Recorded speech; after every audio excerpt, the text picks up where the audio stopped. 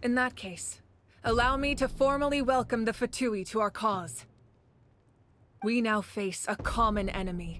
It's time to put our differences behind us and look to the future. As for Auroron, his actions may have been out of line, but I don't intend to punish him right now. I'd rather give him a chance to prove himself. A magnanimous decision. We're back! Whoa, seeing the two of you chatting like this, Paimon almost feels like she's dreaming. This may be an unexpected outcome, but a favorable one nonetheless. Now that we're all here, I have some questions of my own. Tell me, how did you discover the source mechanism?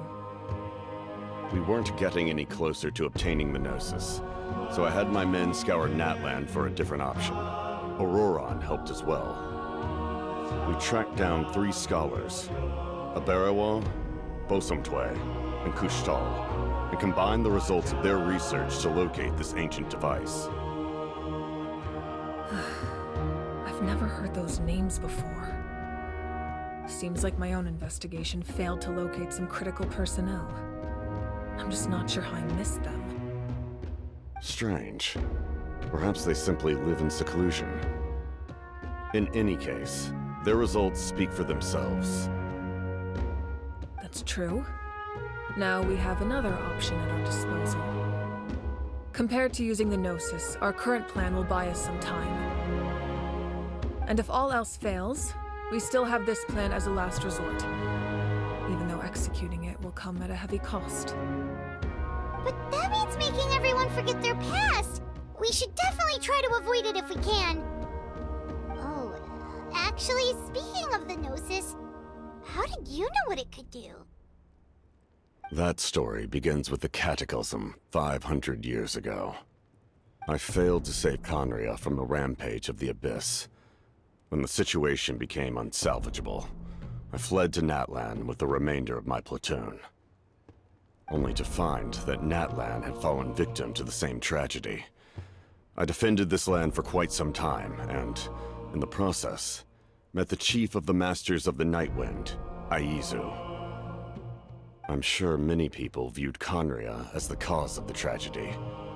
But Aizu was kind to me all the same, and even helped me in my time of need. From that moment, I made it my mission to aid Natlan. In battle, a warrior fights to win. Even though my homeland was lost, I was already committed to this fight. Together, Aizu and I fought many battles and overcame countless hardships.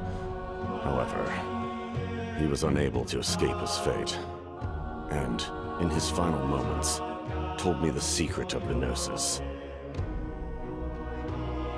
So it was him. He recommended using the Gnosis on several occasions, even before the tragedy. But I turned him down each time. You knew him, and you fought for Natlan all those years ago. Why don't I recognize you? It must be the mask. Even without the mask, my past appearance is long gone. Even with the curse of immortality, the flesh still rots. Wait, do you know someone named Dainsleif? That problem doesn't seem quite so extreme for him. You've met him already? Yeah, a bunch of times.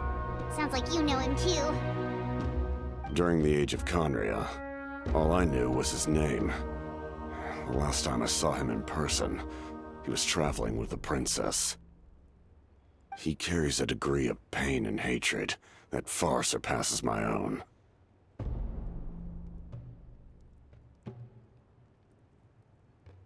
Yes, you're the brother of the princess. Given the role I held in Conria, I would prefer not to harm you. Although, this is likely a self-imposed burden. If the princess saw me now, I doubt she would even recognize me. As for your question, I don't know how Dane managed to slow the deterioration of his body. My appearance is much changed, and that's not the only thing. Even my physical strength is a shadow of what it once was. I would have never known. During our battle, it felt like I was fighting against the pinnacle of human strength. And I still lost. I deserve no praise for that outcome. Still, it's a shame we never faced off 500 years ago. We could have seen what I was truly capable of. I agree. Had we fought then, I'd also have been more motivated to go all out.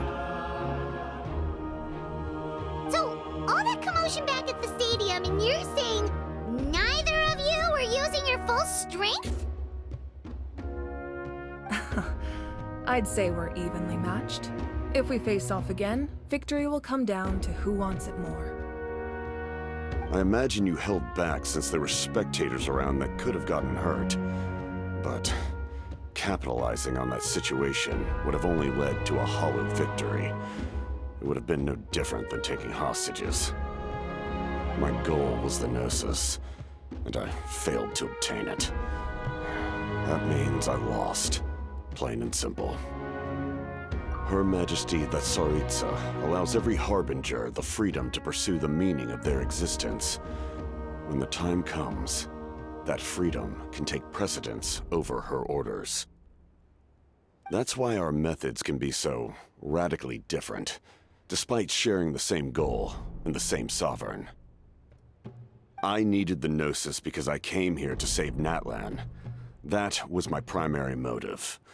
Once Natlan is saved, if the Gnosis still remained in my possession, I could bring it back to Snezhnaya. My decision regarding the Gnosis will not change. So let's focus on the Abyss for now.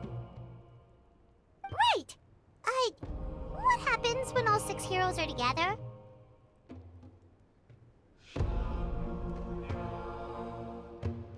We will unleash a great power that can be used to thwart the Abyss. But only once. It's a power that Xbalanque gained from Renova. Renova is a god whose existence predates any archon. You can think of her like an emissary of the heavenly principles. She controls the power of death. Wait, is that why you have the Ode of Resurrection? Yes. Renova also orchestrated Natlan's rules. As for the Divine Throne, like I said before, when a human ascends to the Divine Throne, their inner flame will awaken. The size of the flame depends on the person's potential. The same principle applies to the ruler of Death's power, with one notable distinction. The amount of power inherited will not change depending on your ability to tolerate it. In other words, it's a kind of power that not everyone can withstand. But if you survive the trial, you will gain unprecedented strength and the ability to harness powers more formidable than any archon. That still sounds really risky. We cannot walk this path without accepting risk. Mualani charged into the Night Kingdom despite the abyssal contamination. Aurora... Renova is a god whose existence predates any archon. You can think of her like an emissary of the heavenly principles. She controls the power of death. Wait, is that why you have the Ode of Resurrection? Yes. Renova also orchestrated Natlan's rules. As for the Divine Throne, like I said before, when a human ascends to the Divine Throne, their inner flame will awaken. The size of the flame depends on the person's potential. The same principle applies to the ruler of Death's power, with one notable distinction. The amount of power in other words, it's a kind of power that not everyone can withstand. But if you survive the trial, you will gain unprecedented strength and the ability to harness powers more formidable than this path without accepting risk. Mualani charged into the Night Kingdom despite the abyssal contamination. Auroron fought back from the brink of death. In the face of their bravery, I must respond in kind. That is my duty. Spoken like a true leader. All right, That's enough for one day. You should head back and get some rest. I'm sure you're exhausted. The Abyss will likely sense the change in Auroron. It's possible the frequency of the attacks will increase. There are many challenges to come, so we need to be prepared. When you put it that way, my mom feels even more exhausted. Alright, let's head back.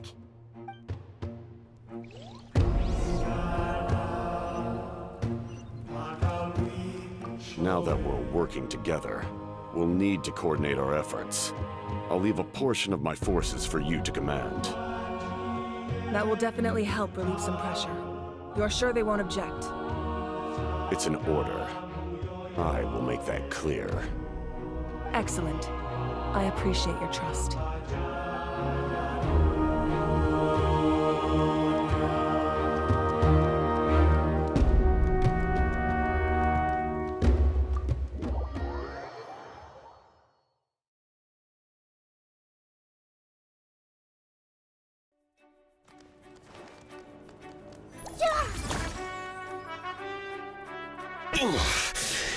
That hurts.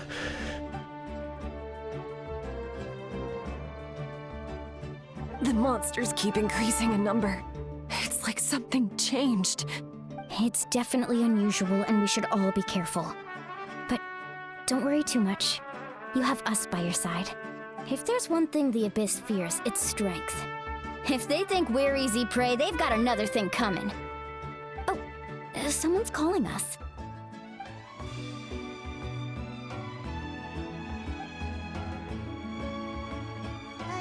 Something wrong, Traveler?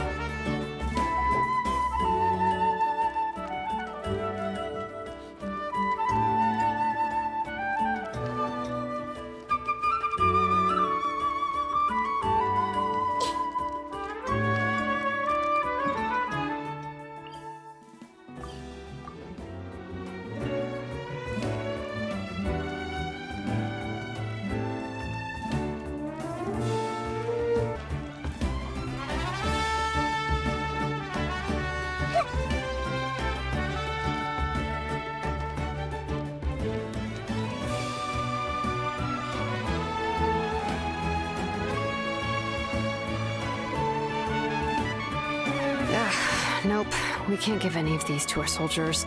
They were not tempered correctly at the forge. Well-made weapons and shields are vital for the survival of our people.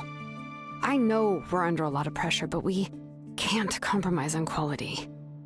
Listen, I'm not blaming you. I know this isn't your usual standard of work. Why don't you all just take a break and I'll take care of the pieces.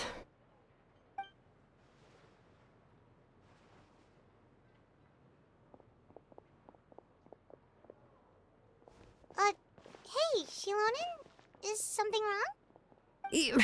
Nothing I can't handle. Just some rushed defective goods, that's all.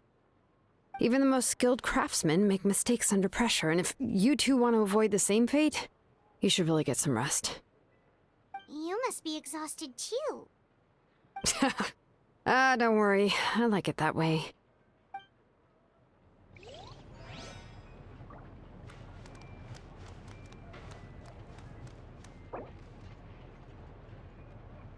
Phlogiston engraving is